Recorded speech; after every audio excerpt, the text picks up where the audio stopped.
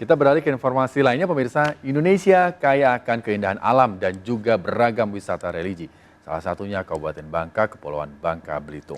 Menariknya, di sini kita bisa menjelajah wisata alam di kawasan Sungai Upang yang terkenal dengan habitat ikan tapah khas Bangka. Dan tak hanya itu, kita juga bisa menelusuri wisata religi di Kota Bangka. Penasaran seperti apa pemirsa? Informasi selengkapnya akan kami sajikan dalam laporan khas Vlogansa edisi Jelajah Bangka bersama Safina Sahyar beberapa waktu lalu. Ini dia liputannya.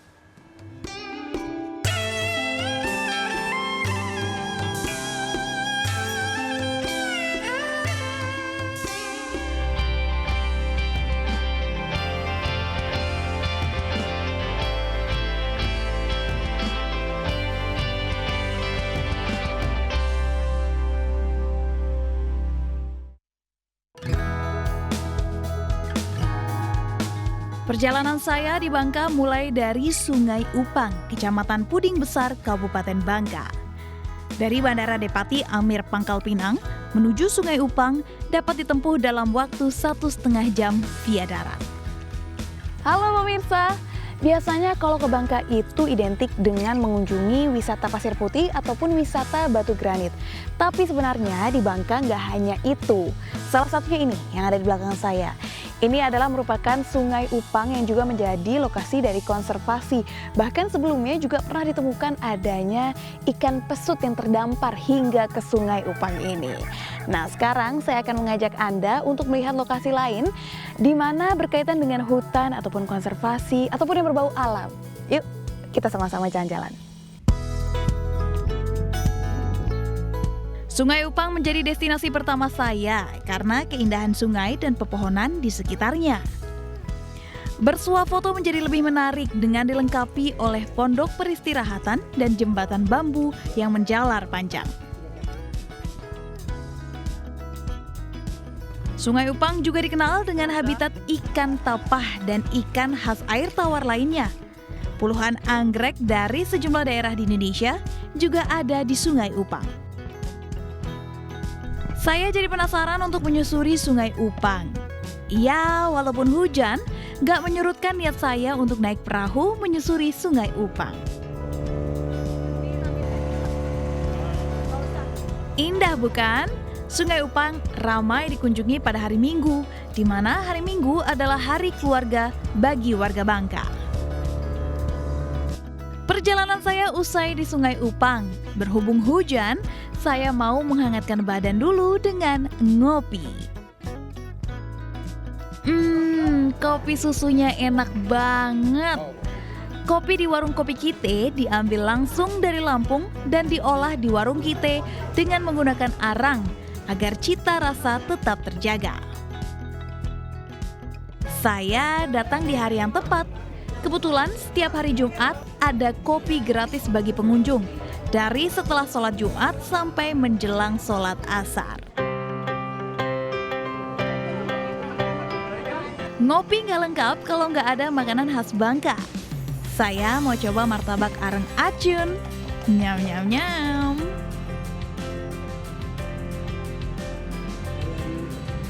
Saya mau coba bikin langsung martabak Bangka yang terbuat dari charcoal.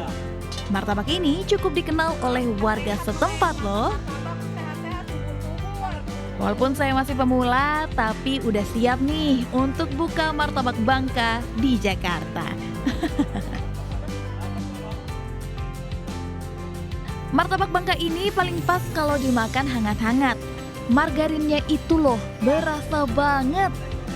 Proses membuatnya pun menggunakan arang dan tidak boleh terlalu lama agar pembeli pun tak terlalu lama menunggu.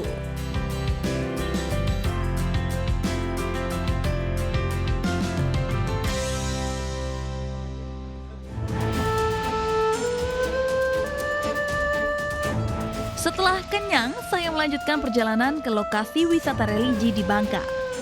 Sebagian besar masyarakat Bangka beragama non-muslim, sehingga tak sulit untuk menemukan tempat ibadah seperti pagoda atau kelenteng di Bangka. Salah satunya ini nih.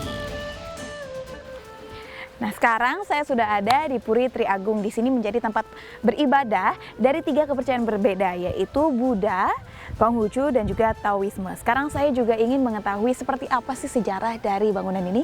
Yuk.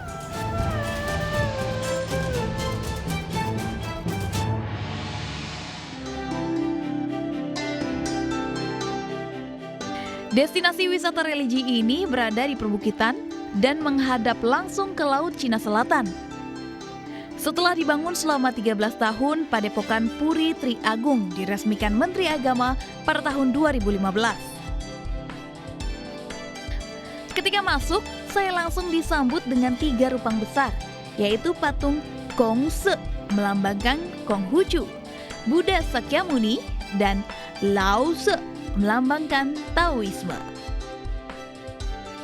Karena ada 3 patung sebagai simbol agama, maka terdapat 3 pintu masuk dalam bangunan ini.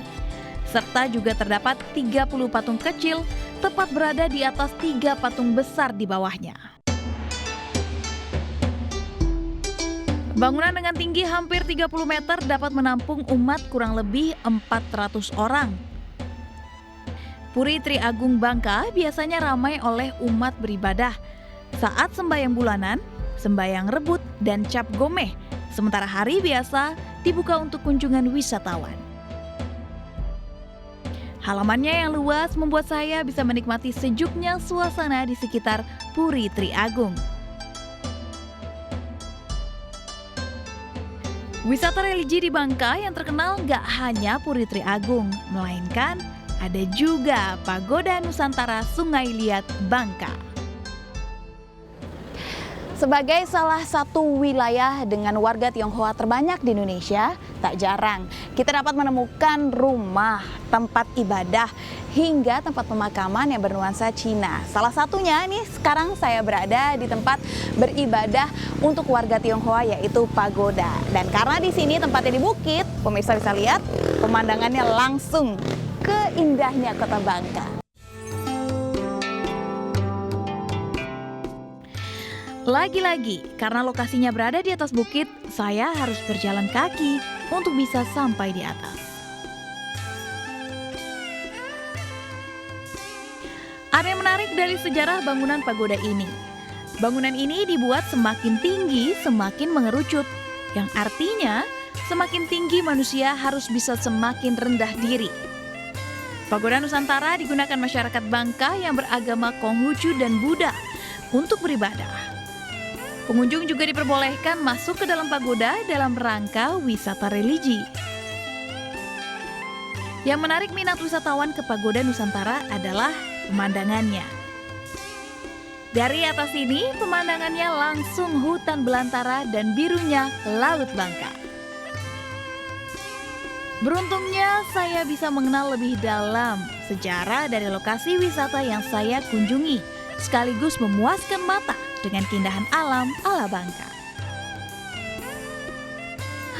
Saya jadi penasaran, kira-kira apa lagi yang menjadi harapan Dinas Pariwisata dan Budaya Bangka terhadap pemerintah pusat terkait pengembangan wisata Bangka ya?